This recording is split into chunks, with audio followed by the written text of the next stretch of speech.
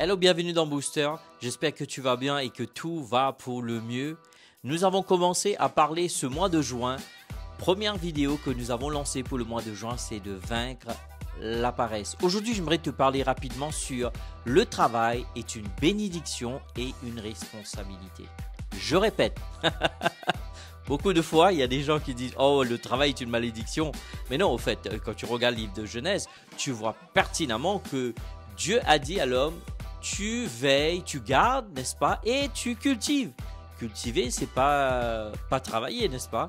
Et puis nous disions oui, au fait, quand la malédiction, après avoir péché, Dieu dit que tu travailleras la sueur de ton front, etc. Ben non.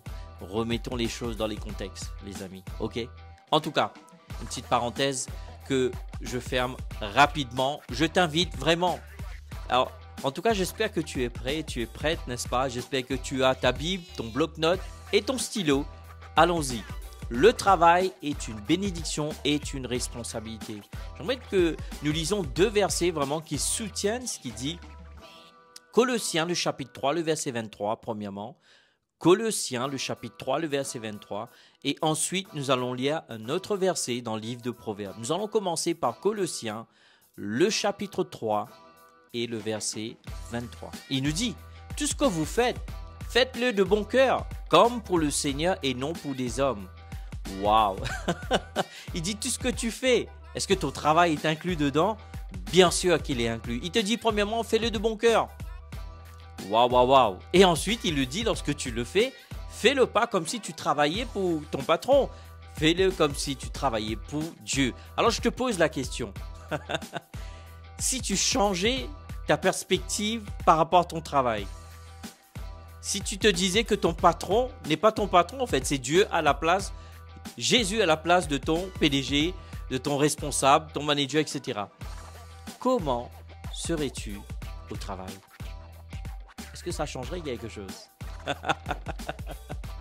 Je pense que oui, même pour moi, je te le dis franchement. Mais néanmoins, la Bible nous encourage.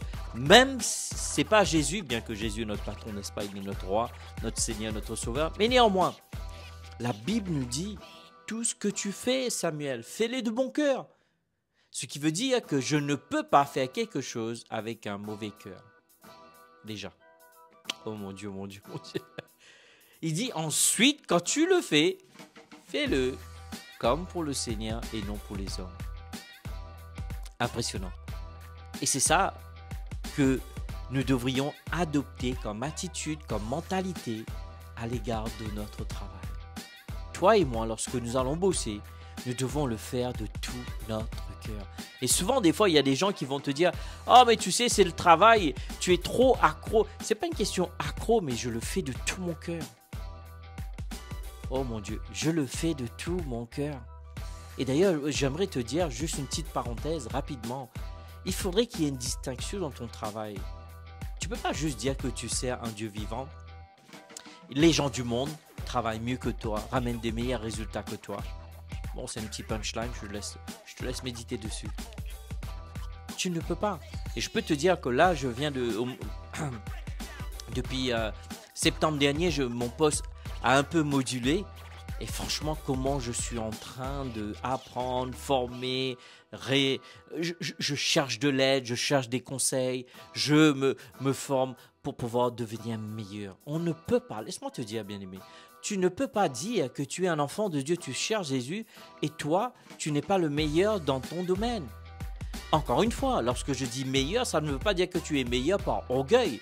Tu ne te dis pas meilleur, non, tu te dis meilleur parce que tu veux glorifier le Dieu que tu sers.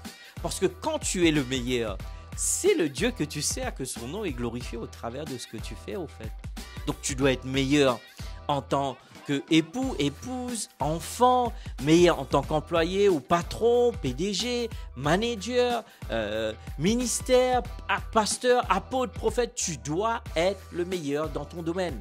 Tu n'es pas en compétition avec les autres, mais tu es en compétition avec toi-même. En tout cas, je ferme la parenthèse, c'est peut-être un autre sujet qu'on est en train que certainement on va en parler concernant l'excellence. Ok, donc je disais, ton travail, mon travail est une bénédiction. Dis-le s'il te plaît. Mon travail est une bénédiction. Combien de fois il y a des gens qui se lèvent le matin ils détestent leur boulot. Mais j'aimerais te dire, commence à bénir ce travail. Commence à travailler de tout ton cœur. Commence à bosser comme si tu le fais pour le Seigneur Jésus. Parce que c'est une responsabilité et une bénédiction. Waouh! On me dit à l'oreillette 5 minutes est déjà passé. J'ai l'impression que je n'ai pas le temps. Proverbe, rapidement. Proverbe, le chapitre 10, le verset 4. Il dit que celui qui agit d'une main lâche s'approvit. Oh oh, la paresse. Celui qui agit d'une main lâche s'approvit, mais la main des diligents enrichit.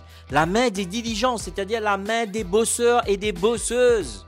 Bien-aimés, il est temps qu'on fait la différence dans notre société aujourd'hui. Je t'encourage vivement. Je prie que cette vidéo puisse t'inspirer, te booster, te catapulter pour que tu puisses aller vers l'excellence pour être le meilleur dans ton domaine, là où Dieu t'a placé, afin que tu puisses témoigner la gloire de son nom au travers de ta vie. D'ailleurs, pourquoi le travail est une bénédiction, est une responsabilité?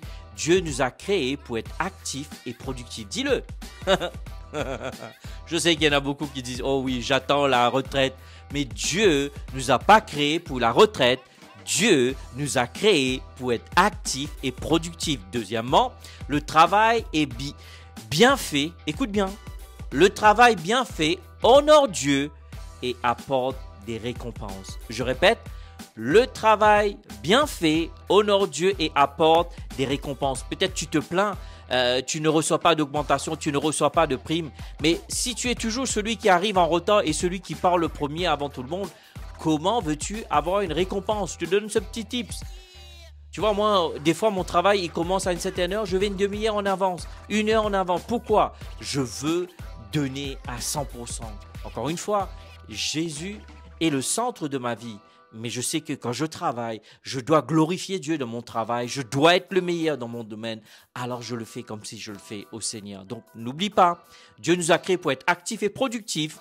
Le travail bien fait honore Dieu, c'est-à-dire le travail mal fait, certainement déshonore Dieu. En tout cas, je laisse ça avec toi, médite dessus. Et surtout, le travail bien fait apporte des récompenses. Quelle serait la solution? Je te laisse avec ceci avant de prier. Trouve du sens dans ton travail et donne le meilleur de toi-même. Je répète, trouve du sens dans ton travail et donne le meilleur de toi-même. Père, je te remercie pour cette grâce de pouvoir apporter cet encouragement concernant le travail qui est une bénédiction et une récompense. Je te remercie, cette vidéo va inspirer chacun d'entre nous à changer notre attitude à l'égard de notre travail, qu'à partir d'aujourd'hui, nous allons devenir meilleurs dans notre domaine. Non pas meilleurs pour dire par orgueil, mais meilleurs pour glorifier ton Dieu. Au nom de Jésus. Amen, amen, amen. En tout cas, merci pour ton temps. N'oublie pas, like, partage et surtout commente et dis-nous comment ces vidéos sont en train de te bénir. Sinon, je te dis ciao, ciao, bye bye et à la semaine prochaine.